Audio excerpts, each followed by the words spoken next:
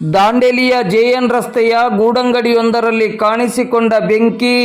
ದಾಂಡೇಲಿ ನಗರದ ಜೆಎನ್ ರಸ್ತೆಯಲ್ಲಿರುವ ಗೂಡಂಗಡಿಯೊಂದರಲ್ಲಿ ಬೆಂಕಿ ಕಾಣಿಸಿಕೊಂಡು ಹಾನಿಯಾಗಿರುವ ಘಟನೆ ಇಂದು ಗುರುವಾರ ರಾತ್ರಿ ಸುಮಾರು 11:15 ನಡೆದಿದೆ. ಸುರೇಶ್ ಎಂಬವರ ಗೂಡಂಗಡಿ ಇದಾಗಿದ್ದು ಆಕಸ್ಮಿಕವಾಗಿ ಬೆಂಕಿ ಕಾಣಿಸಿಕೊಂಡಿದೆ. ತಕ್ಷಣವೇ ಸ್ಥಳೀಯರು ಸೇರಿ ಬೆಂಕಿ ನಂದಿಸಲು ಮುಂದಾಗಿದ್ದಾರೆ. ಅಷ್ಟೊತ್ತಿಗೆ ವೆಸ್ಟ್ ಕೋಸ್ಟ್ ಕಾಗದ ಕಾರ್ಖಾನೆಯ ಅಗ್ನಿಶಾಮಕ ದಳದ ವಾಹನವು ಸ್ಥಳಕ್ಕಾಗಮಿಸಿ ಬೆಂಕಿಯನ್ನು ಸಂಪೂರ್ಣವಾಗಿ ನಂದಿಸಿದೆ.